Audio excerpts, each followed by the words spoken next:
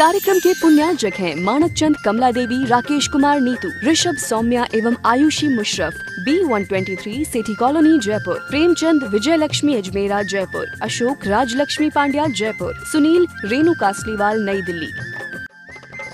श्री नरेंद्र, श्रीमती सुदेश रानी जैन, विपिन कुमार, संगीता जैन, मुजफ्फरनगर निवासी, प्रवासी दुर्गापुर, पश्चिम बंगाल, संजय दीपा जैन, राजीव सोनिया जैन, पूनम चंद सविता जैन मेरठ, पंकज श्वेता जैन दिल्ली, अभिषेक रिद्धि सिद्धि वैभव, आंचल सोबित जैन एवं समस्त नावला परिवार। Atul Jain, Prerna Jain, Diksha Jain, Asiad games village New Delhi, Rajeshwar Jain, Shashi Jain, Jain Milan Vihar Muzaffarnagar Uttar Pradesh. Fatehlal, Ratanbai, Indra Kumar, Mahesh Kumar, Ashok Kumar, Rajendra Kumar Jain, Ashoka lights Jaipur, Arun Kumar Agarwal, Renu Agarwal, Anushree Agarwal, Anshita Agarwal, Amrapali, fashion B 197 HIG Nandgram Ghaziabad, Kalpana Jain, Nathuram Jain, Nikhil Jain, Nitin Jain, Vanisha Jain, Pratapnagar Jaipur, Arnav Jain, आराध्य Jain, doctor Ashish, doctor Anjali Jain, doctor PK Jain, Gunmala Jain, Kirti Nagar Jaipur.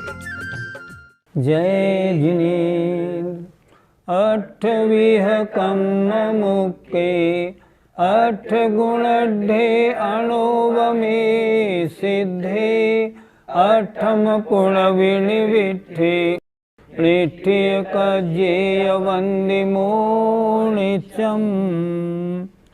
पंच परमेष्ठी भगवान की जय।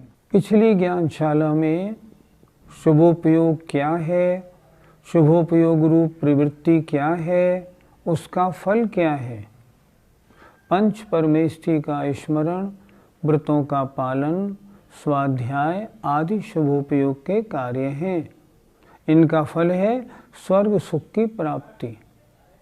और शुद्धोपयोग क्या है? शुद्धोपयोग का मतलब है आत्मा का सब तरफ से हटके निर्विकल्प होकर आत्मा में रमण करना शुद्धोपयोग है। इसका फल क्या है? निर्वाण, मोक्ष है। ये चर्चा पहले हो गई थी और ये भी बड़ी अच्छी हो गई थी। पिछली ज्ञानशाला में आचार्य कुंद कुंद महाराज ने शुभोपयोग और शुद्धोपयोग दोनों को धर्म माना है। उन्होंने लिखा है धम्मेण परिणदप्पा, गाथा नंबर 33। धर्म से परिणत आत्मा यदि शुद्धोपयोग वाली है निर्वाण सुख को प्राप्त करेगी, और अगर शुभोपयोग वाली है तो स्वर्ग सुख को प्राप्त करती है। उससे ये बात पक्की हो गई थी शुभोपयोग और शुद्धोपयोग दोनों को कुंद कुंद महाराज ने तो धर्म बताया है। शुभोपयोगी मुनि महाराज व्यवहार धर्म, शुद्धोपयोगी मुनि महाराज निश्चय धर्म। आइए अब आज गाथा नंबर 34 पृष्ठ 33 देखते हैं। समणा शुद्धोवजुत्ता सुहोवजुत्ताय होन्ति समयम्मि तेषु विशुद्धोवजुत्ता अणासवासासवासेषा। समणा माने मुनि महाराज श्रमण, शुद्धोवजुत्ता शुद्धोपयोग वाले, सुहोवजुत्ता सुहोव शुभोपयोग वाले आगम में होते हैं, कहे हैं। शास्त्रों में कहा है मुनि महाराज के दो उपयोग, शुभोपयोग और शुद्धोपयोग। संयमी आगम में समणा माने मुनि महाराज शुद्धोपयोग से सहित और शुभोपयोग से सहित होते हैं। तेषु भी उनमें शुद्धोपयुक्ता जो शुद्धोपयोग से युक्त हैं, सहित हैं, वे अनासवा वे आश्रव रहित होते हैं। शेषा शेषा माने सुहोवजुत्ता स आसवा वे आश्रव सहित होते हैं। मुनि महाराज दो प्रकार के, शुभोपयोगी और शुद्धोपयोगी। शुद्धोपयोगी मुनि महाराज आश्रव रहित, शुभोपयोगी मुनि महाराज आश्रव सहित।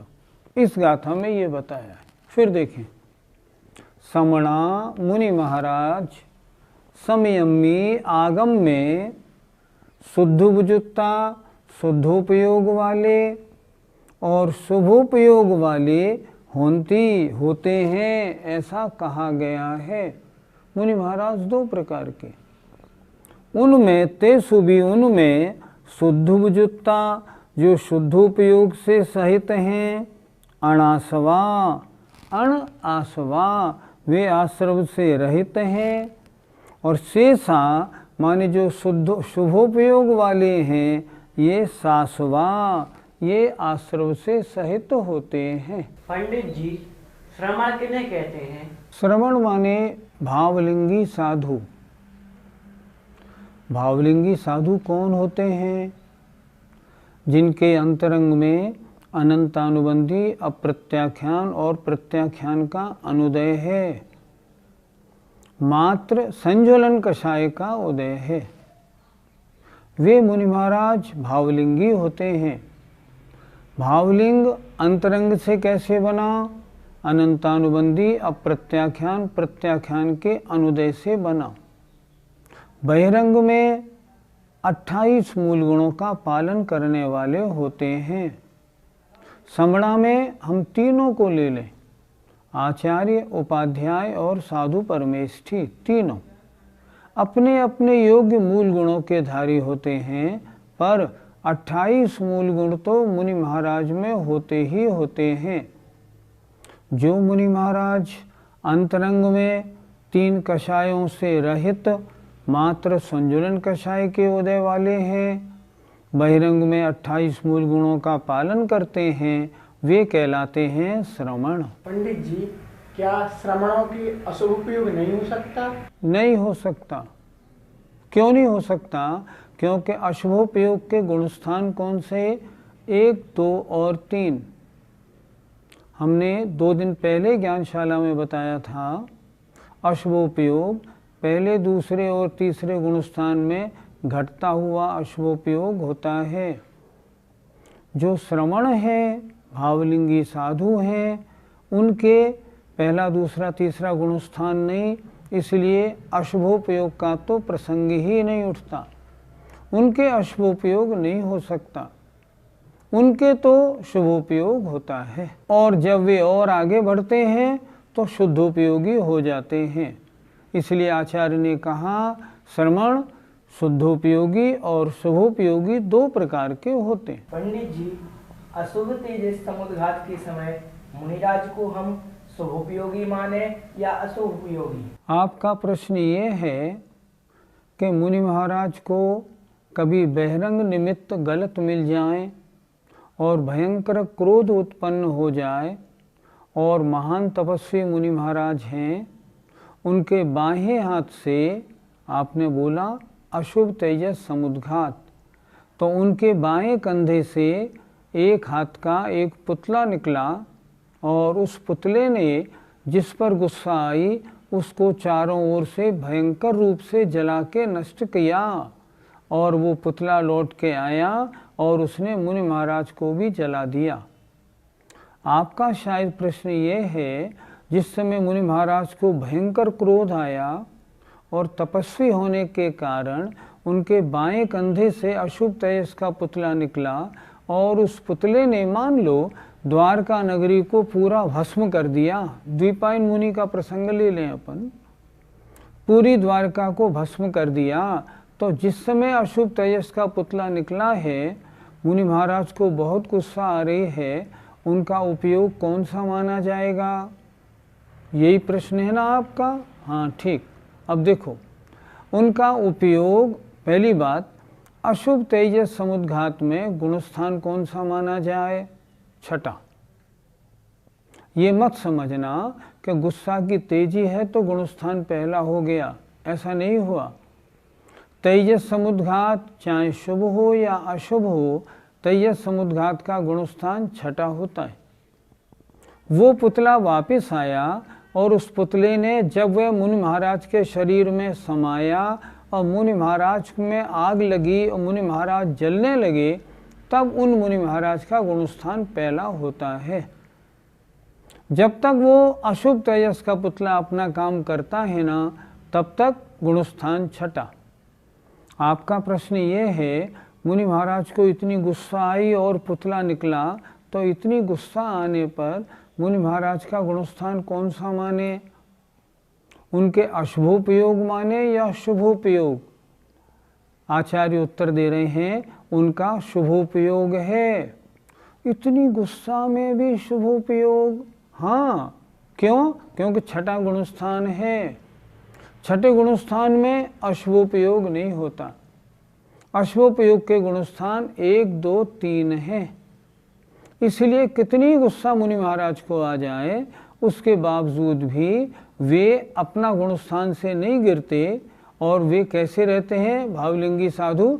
छठे गुणस्थान में उनके अशुभ तेजस का पुतला निकलता है। साधु भावलिंगी हैं। अंतरंग में अनंतानुबंधी अप्रत्याख्यान प्रत्याख्यान का अनुदय अभी चल रहा है, और जब वो पुतला जलाएगा, अनंतानुबंधी का उदय आएगा, मिथ्यात्व हो जाएगा, वे मुनि महाराज पहले गुणस्थान में आ जाएंगे। इसलिए वे मुनि महाराज श्रमण नहीं रहेंगे जब पुतला जला के जलाएगा तब। लेकिन जब तक वो पुतला निकल रहा है और द्वारका को जला रहा है, तब तक श्रमण है, भावलिंगी साधु हैं। ये समझना चाहिए। पंडित जी, द्रव्यलिंगी और भावलिंगी साधु में क्या अंतर होता है? साधु मुनि महाराज 3 प्रकार के होते हैं। एक भावलिंगी, एक द्रव्यलिंगी, एक कुलिंगी। सुनिए ध्यान से, बड़ा अच्छा समझने वाला प्रसंग है।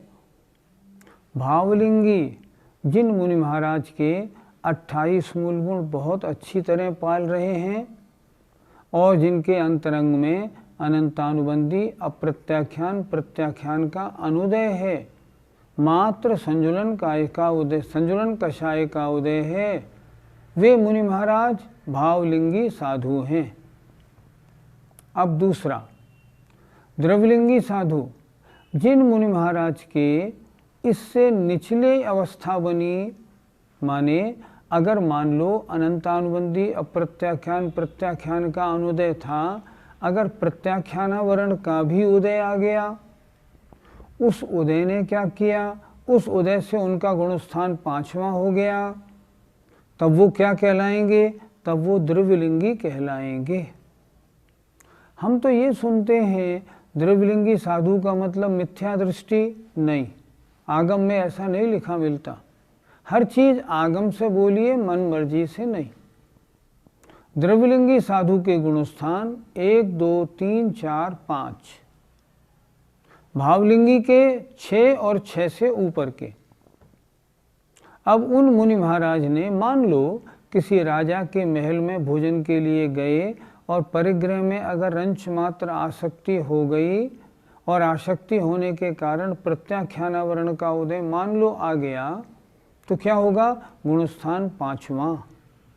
मुनि महाराज के 28 मूल गुण तो बिल्कुल सही हैं, हमें और आपको नहीं मालूम पड़ेगा कि गुणस्थान कब गिरा और कब उठा, पर गुणस्थान कौन सा हो गया? 5वां।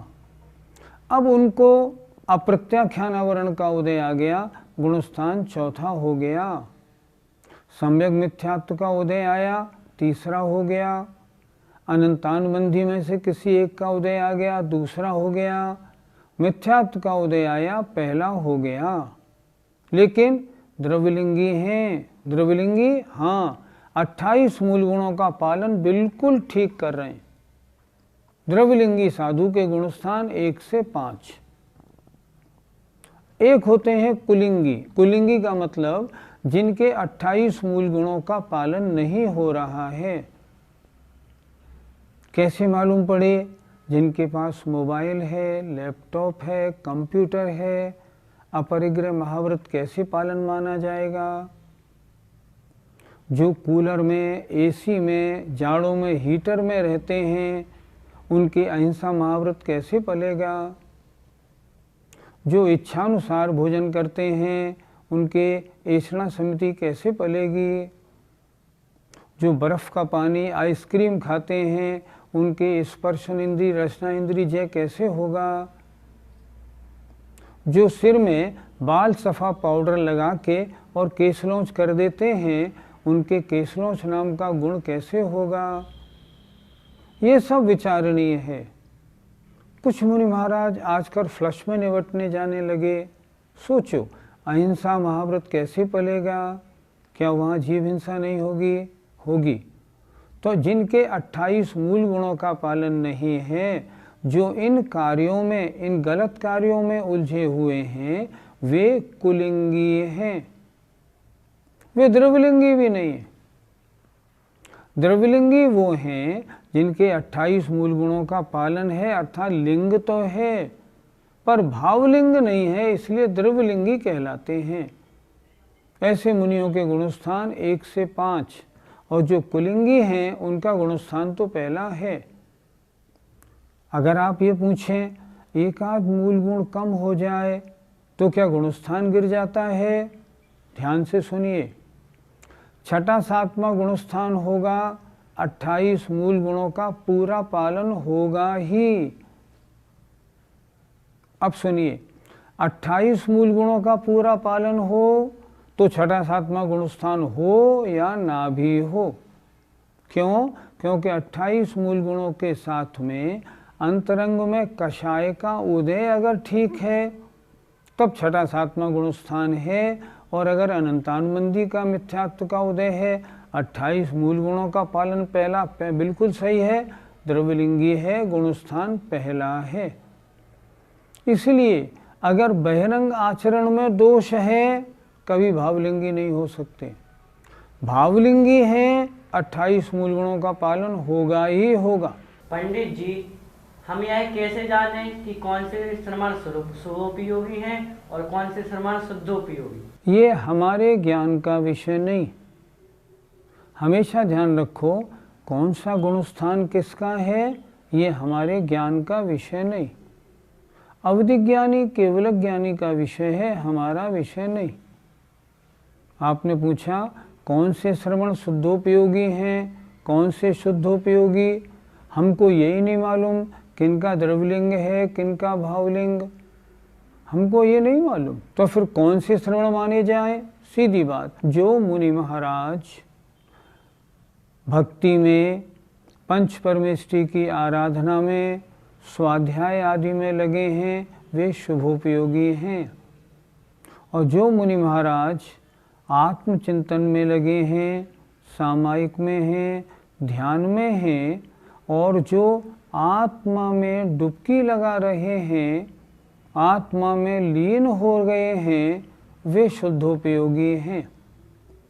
हमें और आपको ये नहीं मालूम पड़ेगा कि इस समय महाराज सामायिक में है या ध्यान में, ये शुभोपयोगी है या शुद्धोपयोगी, हमारे आपका ज्ञान विषय नहीं। महाराज तो ध्यान में बैठे हैं, बैठे बैठे अचानक ध्यान की एकाग्रता बनी और आत्म स्वरूप में लीन हो गए, उस समय शुद्धोपयोग, और लीनपना हटा फिर शुभोपयोग। बहिरंग में आपको यूं ही दिखते रहेंगे। इसलिए इन्होंने कहा समणा, जो भावलिंगी साधु हैं 2 प्रकार के, जब वे प्रवृत्ति में लगे हैं तब समझें शुभोपयोगी, जब ध्यान और सामायिक में हैं उस समय अधिकतर तो शुभोपयोगी, और जब कभी वे आत्मा में लीन हो जाएं तो शुद्धोपयोगी। एक बार की बात, हमने आचार्य विद्यासागर जी महाराज से हाथ जोड़ के प्रश्न किया, भगवान आपको कभी शुद्धोपयोग हुआ होगा या नहीं? आचार्य श्री ने कहा शुद्धोपयोग होता है तो साधु को मालूम नहीं पड़ता कि शुद्धोपयोग हो गया। देखो, अगर कभी शुद्धोपयोग हुआ भी होगा तो 1 आध 2 साल में कभी 1 आध सेकंड को हो गया हो तो हो गया हो, हमारे ज्ञान में थोड़ी आएगा। बाकी तो शुभोपयोगी रहता है। शुद्धोपयोग रूप एकाग्रता होना इतना आसान नहीं। इसलिए मुनि महाराज 2 तरह के, प्रवृत्ति में हैं शुभोपयोगी, और आत्मा में लीन हैं तो शुद्धोपयोगी। शास्त्रों में ऐसा कहा है। पंडित जी, इन दोनों प्रकार के मुनियों के आश्रवबंध है या नहीं? गाथा क्या कह रही है? शुद्धोपयुक्ता अनासवा, अर्थात जो शुद्धोपयोगी मुनि महाराज हैं वे आश्रव रहित हैं, और जो शुभोपयोगी हैं शेषा सासवा, वे आश्रव सहित हैं। अब अगर देखा जाए करणान योग से इसको टैली करते हैं। आश्रव कहाँ तक है? सांप्रायिक आश्रव 10वें गुणस्थान तक। तो कुंद महाराज स्वयं कह रहे हैं शुभोपयोगी कहाँ तक? 10वें गुणस्थान तक। क्यों? शुभोपयोगी सासवा, आश्रव सहित हैं। आश्रव है 10वें गुणस्थान तक। 10वें गुणस्थान तक मुनि महाराज शुभोपयोगी हैं, और 11 और 12वें गुणस्थान में शुद्धोपयोगी हैं, निराश्रवा, आश्रव रहित हैं। क्योंकि 11 और 12वें गुणस्थान में आश्रव नहीं होता, मात्र साता वेदनी का वो भी ईरियापथ आश्रव है। ईरियापथ आश्रव आश्रव तो है पर आश्रव नहीं, सांप्रायिक आश्रव को आश्रव माना जाता है। इसलिए क्या बात बनी? यहाँ तो आचार्य कुंद स्पष्ट कह रहे हैं शुभोपयोग 10वें गुणस्थान तक होता है। क्यों? क्योंकि शुभोपयोगी आश्रव सहित होता है और 10वें गुणस्थान तक आश्रव है। शुद्धोपयोगी के गुणस्थान 11-12 हैं, क्योंकि शुद्धोपयोगी आश्रव रहित तो होता है। अब आप जरा सोचो, जो लोग शुद्धोपयोग 4थे गुणस्थान में मानते हैं, आचार्य कुंद महाराज तो यहाँ कह रहे हैं कि 10वें गुणस्थान तक शुभोपयोग है। शुद्धोपयोगी कौन? जो निराश्रवी हो। तो क्या चौथे गुणस्थान में जो मनुष्य है, क्या उसके शुद्धोपयोगी, क्या उसमें आश्रव रहित है? कभी नहीं हो सकता। उसके तो अप्रत्याख्यान, प्रत्याख्यान, संजलन तीनों कषायों का उदय है, उसको निराश्रव कैसे कह देंगे? इसलिए 10वें गुणस्थान तक के मुनियों के जब शुद्धोपयोग नहीं, तो गृहस्थी के शुद्धोपयोग कहना बिल्कुल आगम का अपलाप है। मेरा निवेदन है इस अपनी बात को छोड़ दीजिए, ये आगम विरुद्ध है। शुद्धोपयोग के गुणस्थान करणान योग की दृष्टि से, आचार्य कुंद की दृष्टि में तो शुद्धोपयोग के गुणस्थान जहाँ से आश्रम न हो 11 और 12। शुभोपयोग के गुणस्थान 10वें गुणस्थान तक। क्यों? वह आश्रव सहित तो होता है। यही धारणा बनाएं। चौथे गुणस्थान में शुद्धोपयोग की धारणा निर्मूल है, आगम बाह्य है, इसको छोड़ दें। जय जिनेन्द्र। इस कार्यक्रम के पुण्यार्जक हैं माणकचंद कमला देवी, राकेश कुमार नीतू, ऋषभ सौम्या एवं Ayushi Musharraf, B123 city colony Jaipur, Premchand Vijay Lakshmi Ajmera Jaipur, Ashok Rajlakshmi Pandya Jaipur, Sunil Renu Kasliwal New Delhi.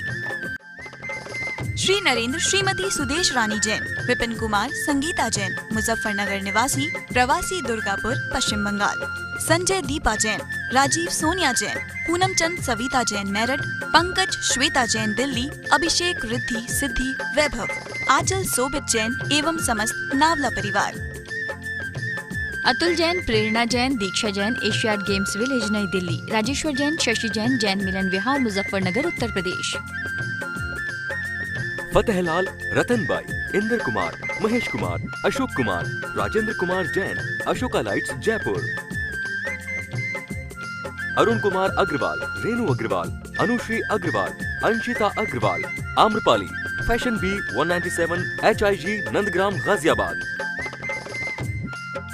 कल्पना जैन, नाथुराम जैन, निखिल जैन, नितिन जैन, वानिशा जैन, प्रतापनगर जयपुर। अर्णव जैन, आराध्य Jain, doctor Ashish, doctor Anjali Jain, doctor PK Jain, Gunmala Jain, Kirti Nagar Jaipur.